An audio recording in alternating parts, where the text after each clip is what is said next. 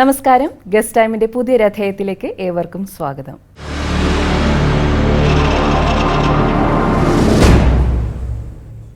വിവിധ മേഖലകളിലെ മികച്ച വ്യക്തികളെയും സ്ഥാപനങ്ങളെയും പരിചയപ്പെടുത്തുന്ന ഗസ്റ്റ് ടൈമിന്റെ ഈ ഒരു അധ്യായത്തിൽ നമുക്ക് അതിഥിയായെത്തിയിട്ടുള്ളത് കേരള പൊല്യൂഷൻ കൺട്രോൾ ബോർഡിന്റെ ചെയർപേഴ്സൺ ശ്രീകല മാമാണ്. നമുക്ക് മാമിനെ സ്വാഗതം ചെയ്യാം. Welcome ma'am. നമസ്കാരം മാം. PCBയുടെ പ്രധാന പ്രവർത്തനങ്ങൾ ഏതൊക്കെയാണ്? Pollution control board, state pollution control board സ്ഥാപിതമായതിനെക്കുറിച്ചുള്ള കാര്യങ്ങളിലൊരു മുഖവുര ഇട്ടിട്ട് ബാക്കി കാര്യങ്ങളിലിട്ട് നമുക്ക് കടക്കാം. അതായത് 1972 സ്റ്റോക്ക്ഹോം കൺവെൻഷന് ശേഷം എല്ലാ ലോകരാജ്യങ്ങളും അവരവരുടെ പരിസ്ഥിതി സംരക്ഷണത്തിനായിട്ടുള്ള ലെജിസ്ലേഷൻ പാസ്സാക്കി. ഇന്ത്യയും അതുപോലെ തന്നെ 1974 വാട്ടർ ആക്ട് പാർലമെൻറ്റിൽ പാസ്സാക്കിയിട്ടാണ് ആദ്യത്തെ പരിസ്ഥിതി നിയമം കൊണ്ടുവരുന്നത്. 74 വാട്ടർ മാത്രമായിരുന്നു കോൺസെൻട്രേറ്റ് ചെയ്യുന്നത്. വാട്ടർ പൊല്യൂഷൻ, വാട്ടറിൻ്റെ ഹോൾസംനെസ് എങ്ങനെ ക്ലിയർ ചെയ്യാം എന്നുള്ളതിനെക്കുറിച്ചായിരുന്നു ചർച്ചയുണ്ടായിരുന്നത്. അത് 1981 ആയപ്പോൾ എയർ ആക്റ്റും കൂടി നിലവിൽ വന്ന് എയർ ക്വാളിറ്റി മെച്ചപ്പെടുത്താനുള്ള ലെജിസ്ലേഷനും പാർലമെൻറ്റ് പാസ്സാക്കി. ആ വാട്ടർ എയറുമാണ് നമ്മൾ ആദ്യമേ കോൺസെൻട്രേറ്റ് ചെയ്തിരുന്നത്.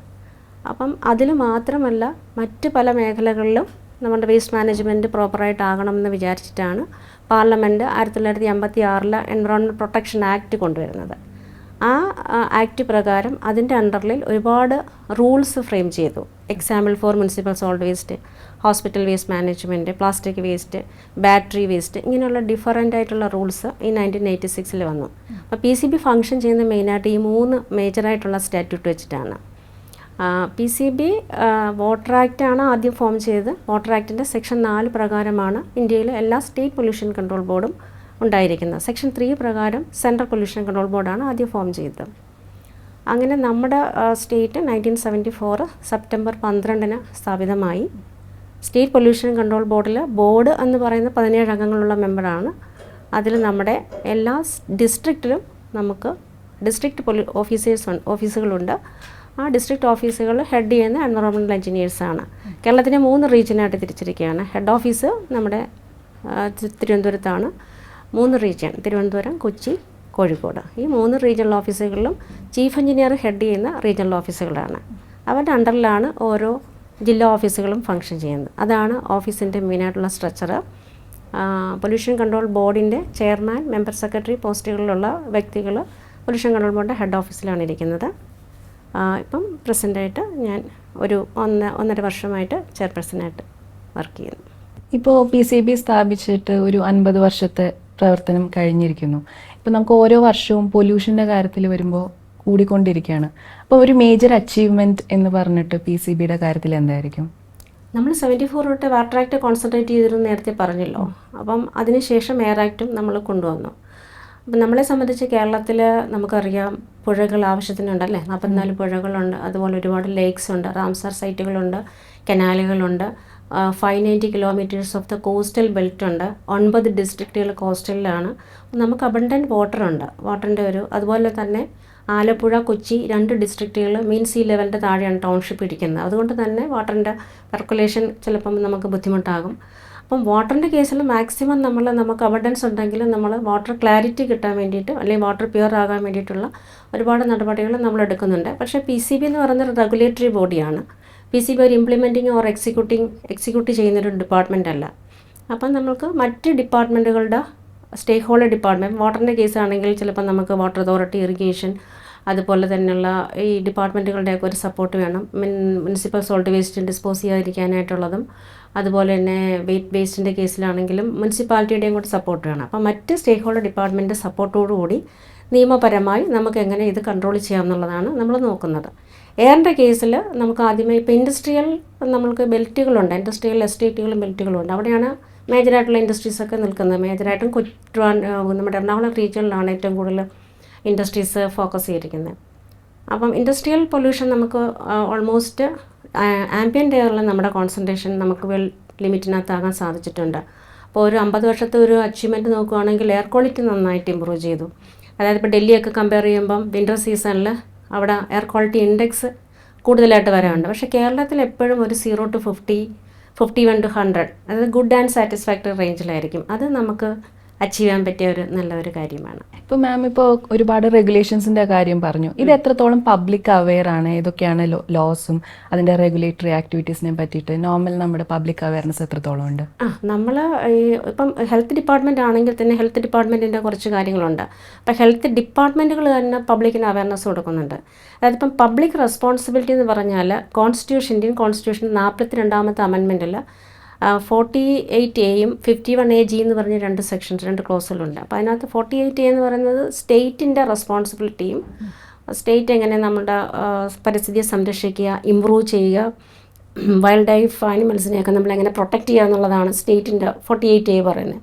അതേപോലെ തന്നെ 51AG എന്ന് പറഞ്ഞാൽ നമ്മുടെ റെസ്പോൺസിബിലിറ്റി ഓഫ് സിറ്റിസൺ ആണ്. അപ്പം നമ്മൾക്കും ഇതേപോലെ പരിസ്ഥിതി സംരക്ഷിക്കാനും പരിസ്ഥിതിയുടെ പ്രൊട്ടക്ഷന് വേണ്ടി നമ്മൾ ഇമ്പ്രൂവ്മെൻറ്റ്സ് നടത്താനും നമ്മുടെ ചുറ്റുപാടുമുള്ള ജീവജാലങ്ങളെ അവർക്കൊരു ക്യാമ്പയിനായിട്ട് കൊടുക്കുക, അങ്ങനത്തെ രീതിയിലുള്ള എല്ലാം നമ്മുടെ ജോലിയുണ്ട്. അപ്പം നമ്മളെ സംബന്ധിച്ച് ഇപ്പം PCBയുടെ ഒരു പ്രവർത്തനമാണെങ്കിൽ നമ്മൾ 2 ഡ്യുവലും ചെയ്യും.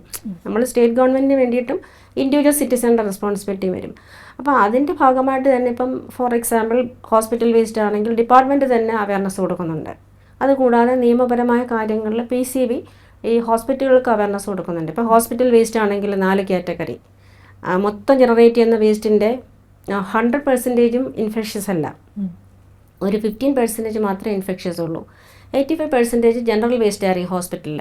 അപ്പോൾ ഇത് തമ്മിൽ മിക്സപ്പ് ചെയ്ത് കഴിഞ്ഞാൽ കംപ്ലീറ്റ് ഇൻഫെക്ഷ്യസ് വേസ്റ്റാണ്. അതുകൊണ്ട് ആ 15% നമ്മൾ സെപ്പറേറ്റ് ചെയ്തിട്ട് അതിന് സെപ്പറേറ്റ് ആയിട്ട് റൂൾ പറയുന്നുണ്ട് എങ്ങനെ വേസ്റ്റ് മാനേജ്മെൻറ്റ് ചെയ്യണം. ഇപ്പം അനാട്ടോമിക്കൽ വേസ്റ്റ് എങ്ങനെ ചെയ്യണം, അല്ലെങ്കിൽ ബാക്കി ബോഡി ഫ്ലൂയിഡ് എങ്ങനെ ട്രീറ്റ് ചെയ്യണം, അങ്ങനത്തെയുള്ള പല പല കാറ്റഗറിയായിട്ട് തിരിച്ചിട്ട് അതിനെ സെപ്പറേറ്റ് ചെയ്ത് വളരെ പ്രിസൈസായിട്ട് ട്രീറ്റ് ചെയ്യുകയാണെങ്കിൽ ജനറൽ വേസ്റ്റുമായിട്ട് മിക്സ് ചെയ്യത്തില്ല. അല്ലെങ്കിൽ എന്ത് ചെയ്യുന്നു വെച്ചാൽ ഇത് കംപ്ലീറ്റ് കൊണ്ടുവന്ന് മറ്റ് ഡം യാർഡിലൊക്കെ പോയിട്ടുണ്ടെങ്കിൽ മൊത്തം വേസ്റ്റുകളും ഡാമേജ് ആവും അല്ലെങ്കിൽ ഇൻഫെക്ഷൻസ് ആവും.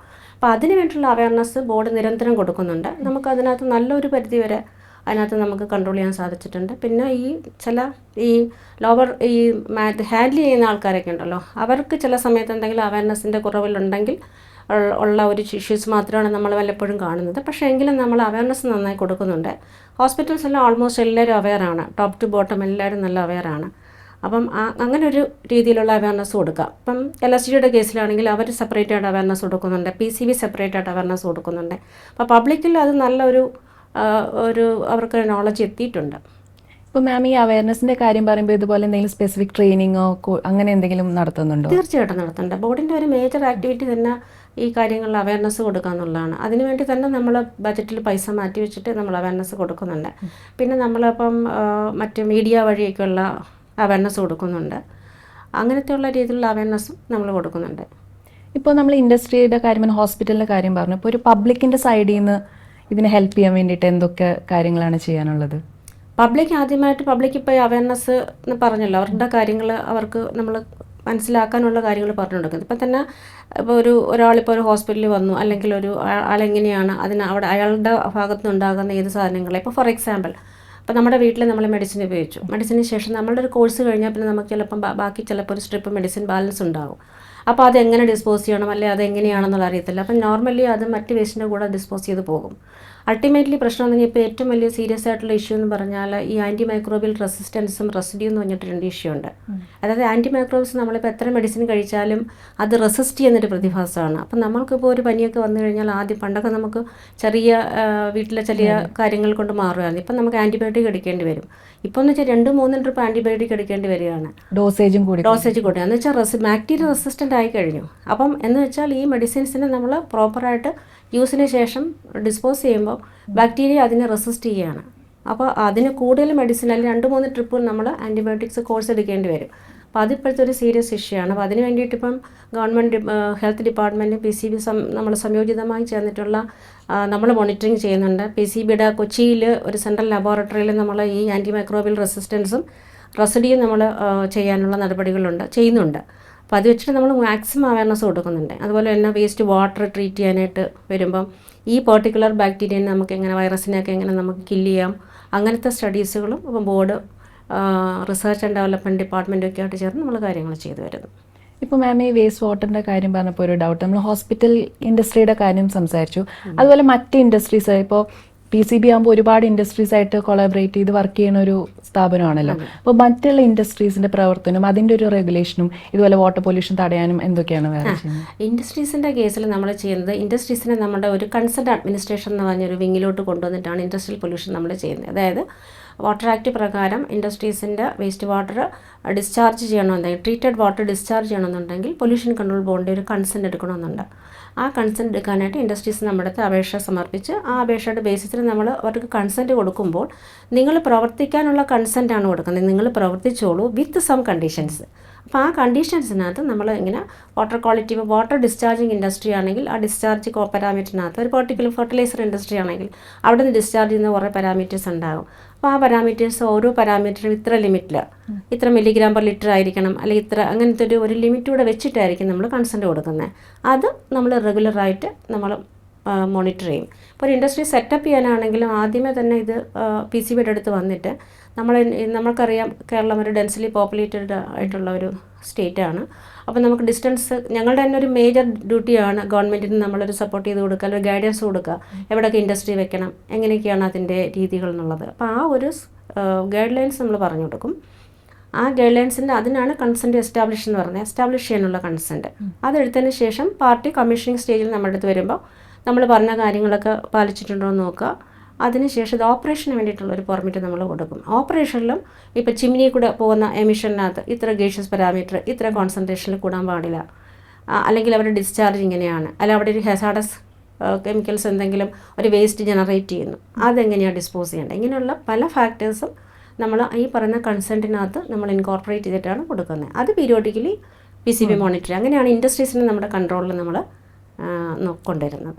ഇപ്പം നമ്മൾ വലിയ ഇൻഡസ്ട്രീസിൻ്റെ കാര്യം പറയുമ്പോൾ തന്നെ നമ്മൾ ഗ്രാസ് റൂട്ട് ലെവലിൽ പോവുകയാണെങ്കിൽ ചെറിയ സ്ഥാപനങ്ങൾ സ്റ്റാർട്ട് ചെയ്യുന്ന, സാധാരണക്കാർ സ്റ്റാർട്ട് ചെയ്യുന്ന ചെറിയ സ്ഥാപനങ്ങളുണ്ടാവും. അപ്പം അതിന് എന്തൊക്കെയാണ് PCBയുടെ ലോസ് വരുന്നത്? അത് ഓരോ സെക്ടർ വൈസ് മാറും. ഇപ്പം പോൾട്രി ആണെങ്കിൽ ഒരു സെക്ടർ ആയിരിക്കും. അപ്പം ചെറിയ രീതിയിലുള്ള ഇപ്പം നമ്മുടെ ഫ്ലോർ മില്ലുകൾ, അങ്ങനത്തെയുള്ള ചെറിയ യൂണിറ്റുകളുണ്ടാകും. അപ്പോൾ അതിന് സെപ്പറേറ്റ് ആയിട്ടുള്ള ഗൈഡ് ലൈൻസ് PCB തയ്യാറാക്കിയിട്ടുണ്ട്. ആ ഗൈഡ് ലൈൻസ് അപേക്ഷകൻ നമ്മുടെ അടുത്ത് വരുമ്പം തന്നെ അവർക്ക് വേണ്ട കാര്യങ്ങൾ നമ്മൾ പറഞ്ഞു കൊടുക്കും.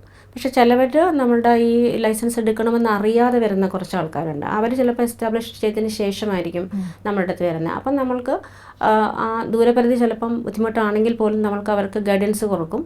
പിന്നെ ഒട്ടും നമുക്ക് നിവൃത്തിയില്ലെങ്കിൽ ചിലപ്പോൾ അത് റെഫ്യൂസ് ചെയ്യുകയോ റിജക്റ്റ് ചെയ്യുകയോ ചെയ്യേണ്ടി വരും. മാക്സിമം നമ്മൾ ഇൻഡസ്ട്രി പ്രൊമോട്ട് ചെയ്യുന്ന രീതിയിൽ തന്നെയാണ് പോകുന്നത്. നമ്മളെ സംബന്ധിച്ച് ഇൻഡസ്ട്രി വേണം, നമ്മുടെ സ്റ്റേറ്റിന് ആവശ്യമാണ്. പക്ഷേ അറ്റ് ദ സെയിം ടൈം നമ്മുടെ പെർസ്പെക്റ്റീവിൽ പൊല്യൂഷൻ ഉണ്ടാകാതെ, പരിസ്ഥിതിക്ക് ആഘാതം ഉണ്ടാകാത്ത രീതിയിൽ വർക്ക് ചെയ്യുന്നതിനകത്ത് നമുക്ക് ഒരു ഒബ്ജക്ഷനുമില്ല. മാം, ഇപ്പോൾ 50 years 50 വർഷത്തിൻ്റെ നിറവിൽ നിൽക്കുകയാണ്. അപ്പോൾ ഇനി എന്തൊക്കെയാണ് പുതിയതായിട്ട് ഇംപ്ലിമെൻറ്റ് ചെയ്യാൻ ഉദ്ദേശിക്കുന്നത്? നമ്മൾ ഇതിൻ്റെ ഭാഗമായിട്ട് ചെയ്യാൻ ഉദ്ദേശിക്കുന്നത് കുറച്ചും കൂടി ആർട്ടിഫിഷ്യൽ ഇൻ്റലിജൻസിൻ്റെ ഒരു ടെക്നിക്സുകളൊക്കെ ഉപയോഗിച്ച് മോണിറ്ററിങ് കുറച്ചും കൂടെ ഫാസ്റ്റാക്കുക. അതിൽ കൂടെ നമുക്ക് കുറച്ചുകൂടെ നമ്മുടെ അപേക്ഷകൾ പെൻഡിങ് ഉള്ളതൊക്കെ നമുക്ക് മാക്സിമം തീർത്തിട്ട് നമ്മുടെ കംപ്ലയിൻസ് മോണിറ്ററിങ്ങിലോട്ട് കൂടുതൽ കോൺസെൻട്രേറ്റ് ചെയ്യാനായിട്ട് വിചാരിക്കുന്നുണ്ട്. ഫോർ എക്സാമ്പിൾ, ഇപ്പം നമ്മൾ ഒരു പെരിയാർ റിവറിൻ്റെ ഇഷ്യൂ ആയിട്ട് ബന്ധപ്പെട്ട് നമ്മൾ കഴിഞ്ഞ പ്രാവശ്യം പ്ലാൻ ചെയ്തതായിരുന്നു.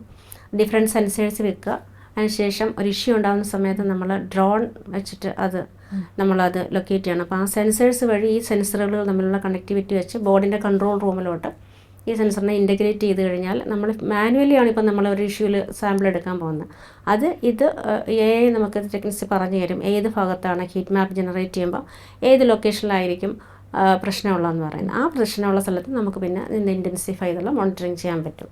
അങ്ങനെ ആ രീതിയിലുള്ള ടെക്നോളജി ഇംപ്രവൈസേഷന് വേണ്ടിയിട്ടും, അതുപോലെ തന്നെ കുറച്ചും കൂടെ ഇപ്പോൾ ഈ ഗവൺമെൻറ്റിൻ്റെ ഈസ് ഓഫ് ഡൂയിങ് ബിസിനസ്സിൻ്റെ ഭാഗമായിട്ട് പെൻഡിങ് കുറയ്ക്കാനുള്ള ഒരുപാട് കാര്യങ്ങൾ നമ്മൾ ചെയ്യുന്നുണ്ട്. അപ്പോൾ ആപ്ലിക്കൻ്റ് തന്നാൽ തന്നെ നമുക്ക് വിതിൻ ദിവസങ്ങൾക്കുള്ളിൽ തന്നെ നമുക്ക് ഫാസ്റ്റായിട്ട് കൺസെൻറ്റ് കൊടുക്കാനായിട്ടുള്ള രീതിയിലുള്ള നടപടികളായിട്ടുണ്ട്. പിന്നെ റിന്യൂവലുണ്ട്. ഓരോ വർഷവും ഓരോ ഇൻഡസ്ട്രിയും ടൈപ്പ് ഓഫ് ഇൻഡസ്ട്രീസ് അനുസരിച്ച് നമ്മൾ റിന്യൂ ചെയ്യും. ചിലത് 5 വർഷമായിരിക്കും, ചിലത് 10 വർഷമായിരിക്കും. അപ്പോൾ ആ റിന്യൂവൽ നമ്മളിപ്പോൾ ഓട്ടോ റിന്യൂവലിലോട്ട് പോവുകയാണ്. മീൻസ് ഒറ്റ ക്ലിക്കിൽ അവരുടെ പേയ്മെൻറ്റ് രജിസ്റ്റർ ആയി കഴിഞ്ഞിട്ടുണ്ടെങ്കിൽ അതിനൊരു ഫീ സ്ട്രക്ചർ ഉണ്ട്. അത് പ്രോസസ്സിങ്ങിൻ്റെ ഫീ ആയിട്ടുള്ളതാണ്. ബാക്കി ഈ ആപ്ലിക്കേഷൻ ഫില്ലപ്പ് ചെയ്ത് ബാക്കി ഡോക്യുമെൻറ്റ്സ് ഒക്കെ ഓക്കെയാണ്, വേറെ ഇഷ്യൂസ് ഒന്നുമില്ല, മീൻസ് കോർട്ട് കേസോ കംപ്ലയിൻറ്റോ ഒന്നും ഇല്ലാത്തൊരു കേസാണെന്നുണ്ടെങ്കിൽ ജസ്റ്റ് 1 ക്ലിക്കിൽ തന്നെ നമുക്ക് റിന്യൂ ചെയ്യാവുന്ന രീതിയിലോട്ട് കാര്യങ്ങൾ പോവുകയാണ്. അപ്പം നമുക്ക് ബാക്കി മോണിറ്ററിങ്ങിന് വേണ്ടിയിട്ടുള്ള സമയങ്ങൾ നമുക്ക് ധാരാളം കിട്ടും. ബോർഡിന് ഫീൽഡിൽ ഒരുപാട് കാര്യങ്ങൾ നമുക്ക് ചെയ്യാൻ പറ്റും. അതാണ് മെയിനായിട്ട് ഉദ്ദേശിക്കുന്നത്.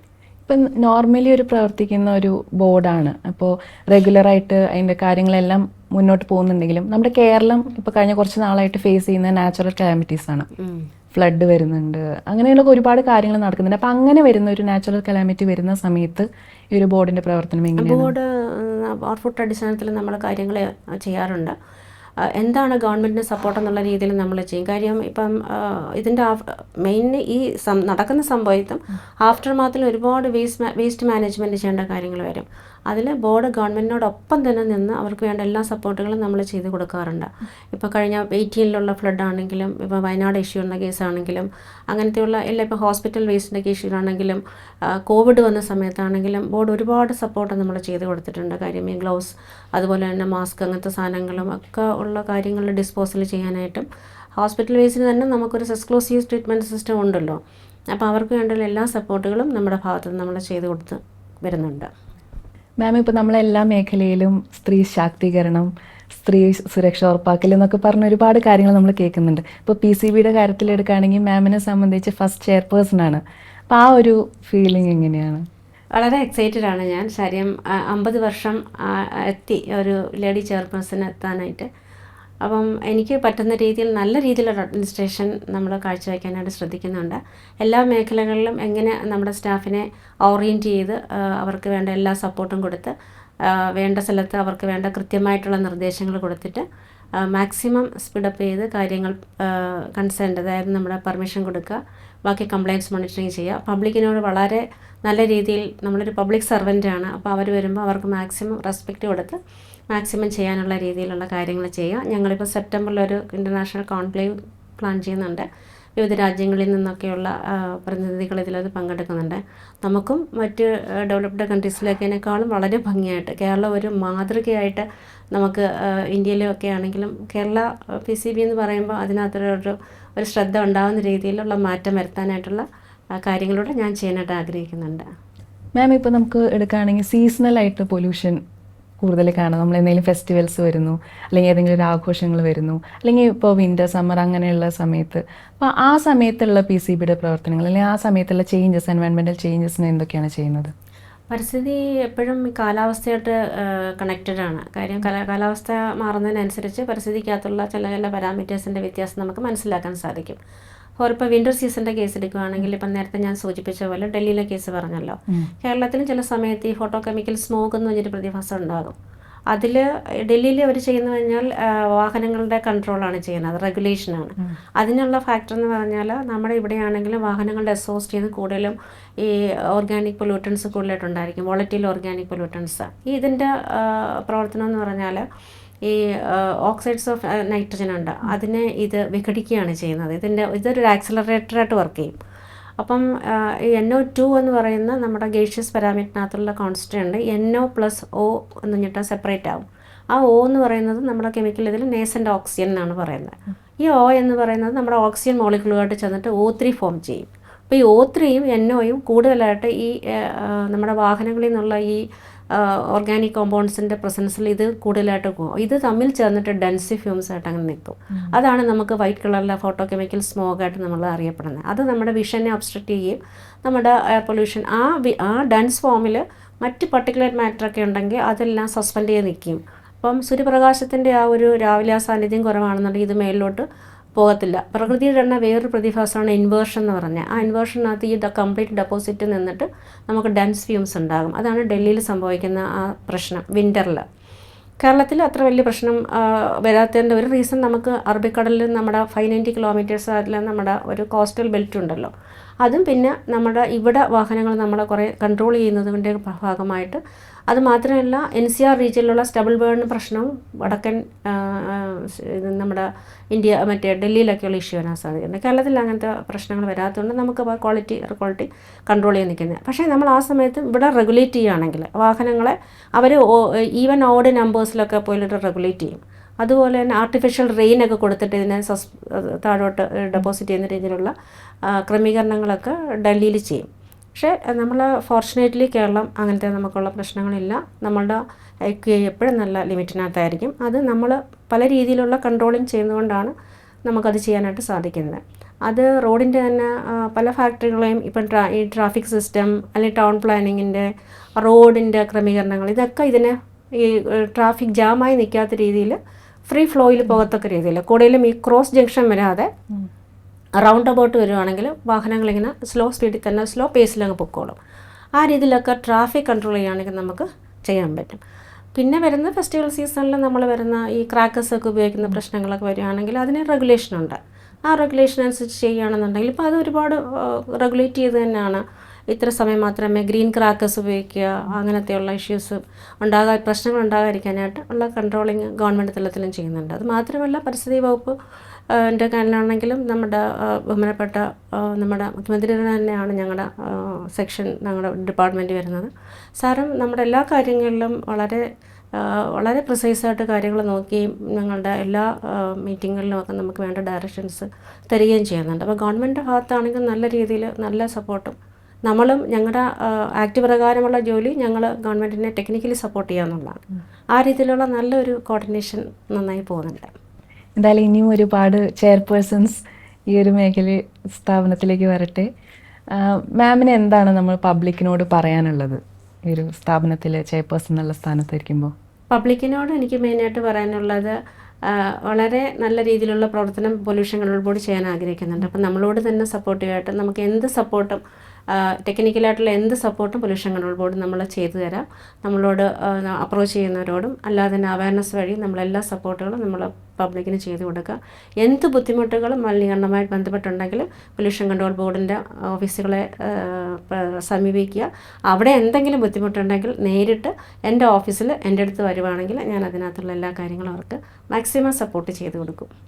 ഇപ്പം അങ്ങനെ എന്തെങ്കിലും ഒരു ഇഷ്യൂ കാണുകയാണെന്നുണ്ടെങ്കിൽ നമുക്ക് ഈ വെബ്സൈറ്റ് ത്രൂ അങ്ങനെ കംപ്ലയിൻറ്റ് എന്തെങ്കിലും ഫയൽ ചെയ്താൽ അതിന് വേണ്ടിയിട്ടുള്ള ആക്ഷൻസ് എടുക്കുക എന്നുള്ള എങ്ങനെ റെഗുലേഷൻ വരും? തീർച്ചയായിട്ടും ഉണ്ട്. അവർക്ക് നേരിട്ട് തന്നെ നമുക്ക് കംപ്ലയിൻറ്റ് രജിസ്റ്റർ ചെയ്യാനായിട്ട് സാധിക്കും. ബോണ്ട് ജില്ലാ ഓഫീസിലും കൊടുക്കാം. നമ്മൾ ഫോൺ വഴിയും അല്ലാതെ മെയിൽ വഴി എല്ലാ കംപ്ലയിൻറ്റുകളും നമ്മൾ കൺസിഡർ ചെയ്യും. ഈവൻ മറ്റ് ഡിപ്പാർട്ട്മെൻറ്റുകളായിട്ട് ബന്ധപ്പെട്ടാണെങ്കിൽ പോലും നമ്മൾ അവർക്ക് വേണ്ട നിർദ്ദേശങ്ങൾ നമ്മൾ കൊടുക്കും. അങ്ങനെയുള്ള എല്ലാ സപ്പോർട്ടുകളും നമ്മൾ ചെയ്തു കൊടുക്കും.